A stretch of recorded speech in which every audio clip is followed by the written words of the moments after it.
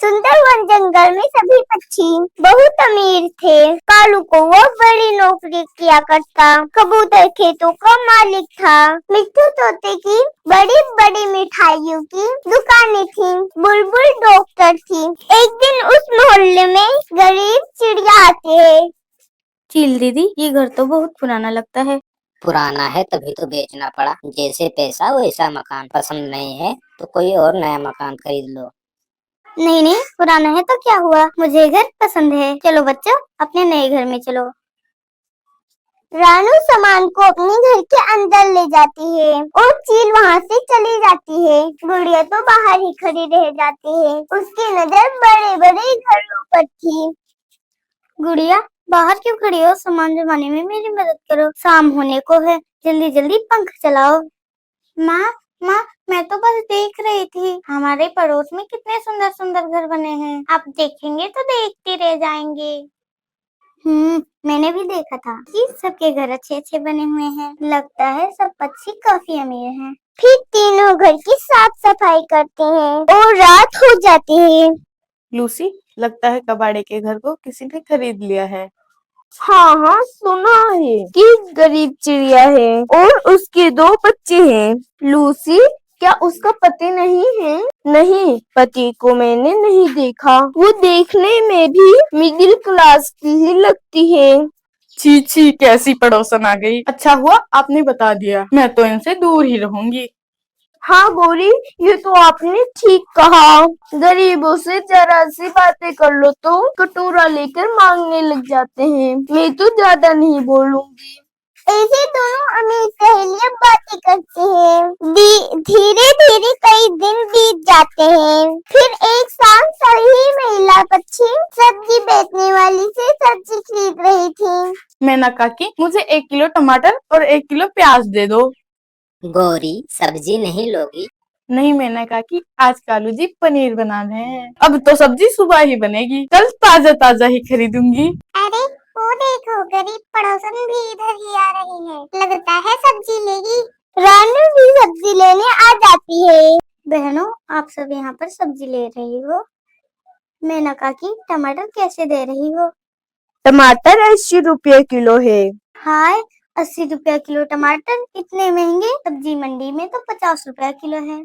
तो वहीं से खरीद लो। यहाँ क्या कर रही हो? तुम नई हो क्या? मैं ताजा सब्जी ऐसे ही बेचती हूँ। लेनी हो तो लो, वरना छोड़ दो। नहीं मैना काकी, मंडी में भी ताजा सब्जी मिलती है। बहनों, मैं तो कहती हूँ आप भी सब्जी मत लो। इन्होंने तो दिन दहाड़े लूट मचा रखी है। चलो हम मंडी जाकर सब्जी ले आते हैं। ये तो बहुत महंगी दे रही हैं। क्या बोला तूने? यहाँ तेरी बहन कौन है? और हमको तेरे साथ कहीं नहीं जाना। मैना काकी, हमें जल्दी जल्दी सब्जी दो। हाँ हाँ, यही लाती होगी सस्ती सब्जी। हम तो यहीं से सब्जी लेंगे। ऐसे वो सब वहाँ से सब्जियाँ लेकर चली जाती है और रानू सब्जी सही रेट से लाती है। बरसातों का मौसम शुरू हो गया था। आए दिन बारिश होती रहती। रानू चिड़िया के तो घर में पानी भर जाता है। मम्मा, हम कहाँ सोएंगे? सारे छत से पानी टपक रहा है। हाय, मैं मर गई। इस घर में तो पूरी छत ही खराब है। मेरा सब सामान भीग रहा है। अब कैसे इस बारिश से बचूं? मम्मा, अगर छत पे पन्नी लगा दें तो बारिश का पानी रुक सकता है, फिर हम आराम से सो पाएंगे। लेकिन बच्चों, हमारे पास तो ऐसी पन्नी नहीं है जो पूरे छत पर आ जाए।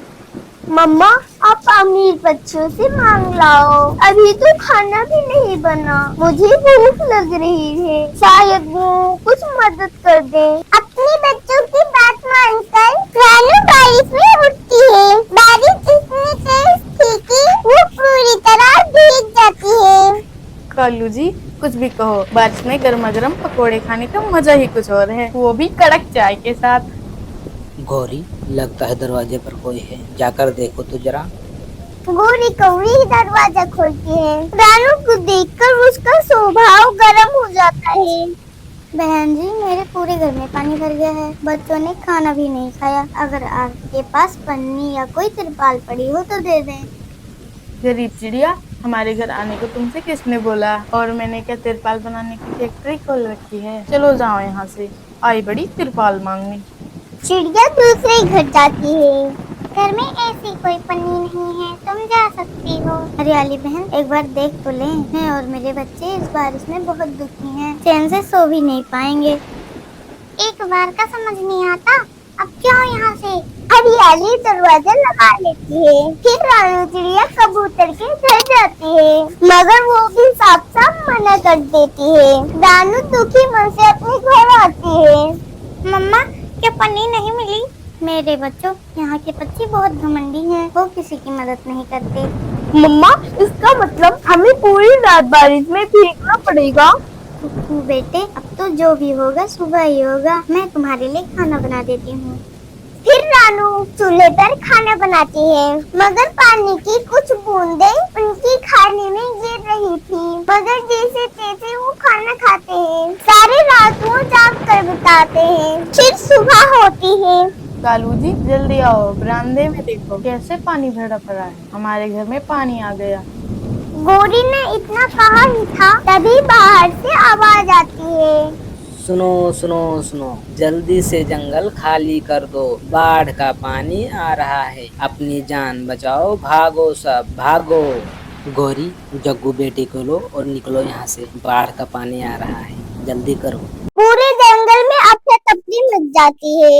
वो सब बड़ी मुश्किल से एक चबूतरी के नीचे आ जाते हैं। सारी जगह पक्षियों से भर जाती है। रानू भी वहाँ अपने बच्चे के साथ पानी में डूबती हुई आती है। जरा हटिए हटिए हटिए, जरा हमें भी ऊपर आने दो, हमें भी ऊपर आने दो। नहीं नहीं, यहाँ जगह नहीं है, हम तो पहले से ही घुसरे हैं। यहाँ से दूसरे चबूतरे पर जाओ। हाँ हाँ, चले जाओ तुम यहाँ से, हम ठीक से बैठ नहीं पा रहे हैं। रानू अपने बच्चे के साथ दूसरे चबूतरे पर जाती है। रात हो गई थी, सब लोगों का बुरा हाल था। मम्मा, पेट में दर्द हो रहा है, कुछ खाने को पड़ा हो तो दे दो। सुबह से रात हो गई, बहुत तेज भूख लगा है मम्मा। रानू अपने छोटे से बोरे में देखती है तो उसमें बेसन और थोड़ा सा तेल पड़ा था। गुड़िया बेटी, मैं तो जल्दी जल्दी में तेल और बेसन ही उठा पाई थी, मैं कुछ बना कर देती हूँ।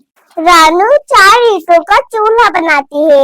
बाढ़ के पानी से काफी सामान तैर रहा था। वो कढ़ाई और एक बोरे को उठा लेती है। अरे वाह, कढ़ाई तो मिल गई। इस बोरे में तो पत्ता गोभी है। मैं जल्दी से बच्चों के लिए पत्तों के पकोड़े बनाती हूँ। गोभी के पत्तों के पकोड़े बड़े लाजवाब बनते हैं। फिर रानू चिड़िया आग जलाती है, फिर पत्ता गोभी के पकोड़े बनाने लगती है। दोनों बच्चे पेट भर के पकोड़े खाते हैं। वहाँ देखो, गरीब चिड़िया का परिवार पकोड़े खा रहा है। मुझे भी पकोड़े खाने हैं, बहुत तेज भूख लगी है। एक एक करके सबको बच्चों को भूख लगने लगती है। वो रोने लगते हैं। तब रानू चिड़िया पकोड़े लेकर वहाँ जाती है। मैंने पत्ता गोभी के पकोड़े बनाए हैं, बहुत सफाई से बने हैं। आप सबने भी कुछ नहीं खाया होगा, ये पकोड़े बच्चों को खिला दो। कालू पत्ते के पकोड़े सबको देता है। गोरी, लूसी, हरियाली तो शर्म के मारे रोने लगती है। रानो बहन, हमें माफ कर दो, हमने तुम्हारे साथ बहुत बुरा बर्ताव किया, लेकिन आज तुमने हमारे बारे में कितना सोचा। हाँ बहन, तुम गरीब हो, लेकिन हमसे बहुत बड़ा दिल है तुम्हारा। हम बहुत शर्मिंदा हैं, हमें माफ कर दो।